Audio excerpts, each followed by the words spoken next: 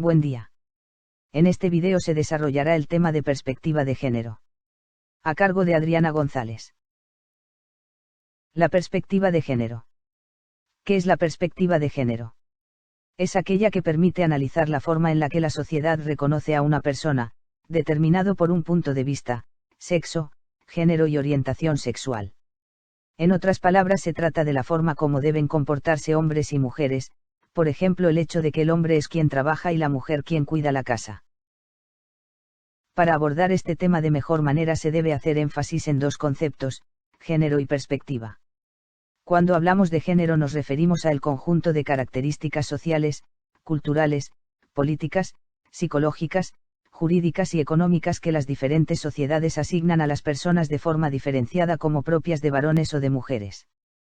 Partiendo de este concepto se tienen además características como lo son, reconocimiento de que la forma de ver el género puede ser diferente dependiendo de las sociedades y de las épocas.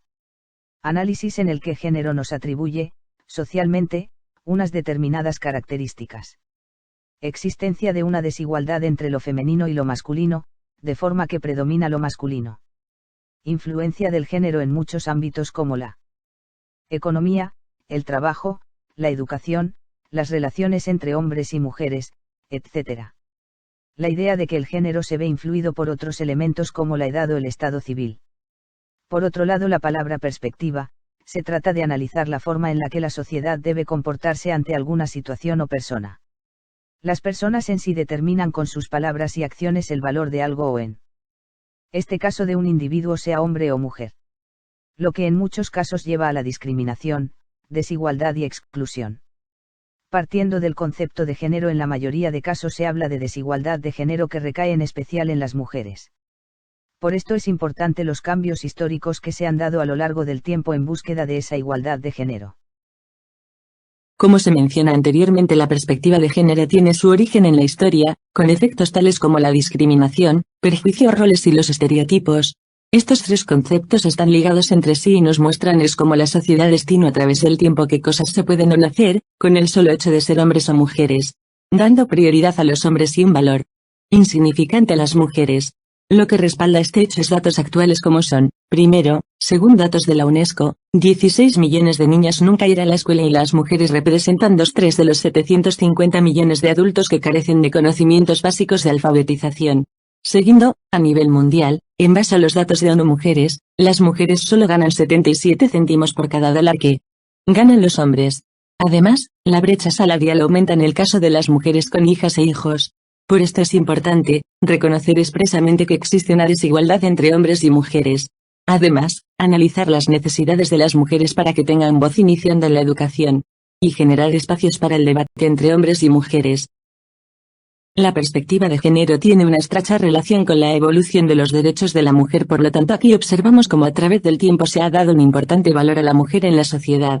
En 1908 se dio la primera Convención de Derechos de la Mujer. Las norteamericanas Elizabeth Cady Stanton y Lucretia Mott congregan a cientos de personas en la primera Convención Nacional por los Derechos de las Mujeres, exigen derechos civiles, sociales, políticos y religiosos para las mujeres.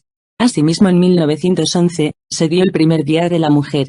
Por otro lado, en 1926 María Cano fue la primera líder política mujer, trabajó en la preparación del III Congreso Nacional Obrero, para lo cual realizó una extensa gira.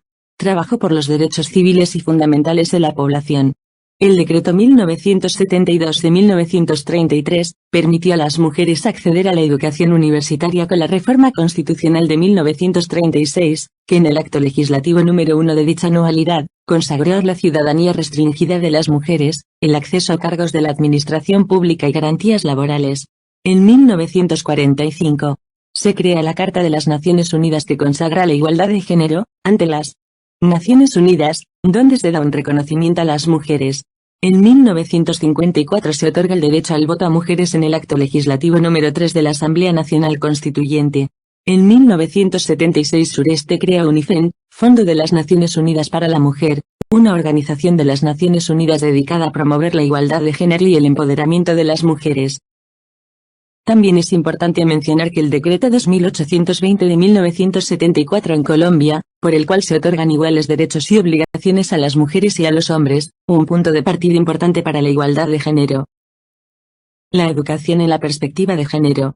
La educación es el punto de partida para crear una sociedad más igualitaria al empezar con los más jóvenes, es por eso que es importante incluir la educación de género en el currículo o plan de estudios de colegios colombianos, ya que contribuir en aspectos como la educación de género puede ayudar a la prevención de sus problemáticas, contribuiría a disminuir la desigualdad en el proceso de construcción de la personalidad de niñas y niños, y en su evolución y desarrollo, es necesario desarrollar acciones positivas y tomar medidas correctoras de la desigualdad que viven las alumnas en los sistemas educativos, lo cual requiere una formación permanente del profesorado y de todos los profesionales de la educación, porque se trata de su futuro.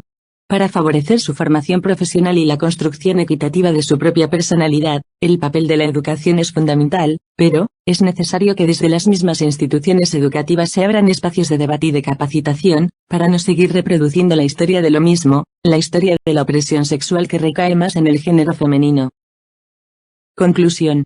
Las escuelas pueden ser uno de los principales elementos para educar a las futuras generaciones en igualdad de género de forma que se corrija cualquier tipo de desigualdad social, teniendo como base aspectos como, favorecer el acceso de las niñas y de las mujeres a la educación, utilizar materiales didácticos que destaquen por igual las actividades realizadas por hombres y por mujeres, la educación en valores como la igualdad y el respeto, empoderar a las mujeres para que participen en igualdad en todos los ámbitos.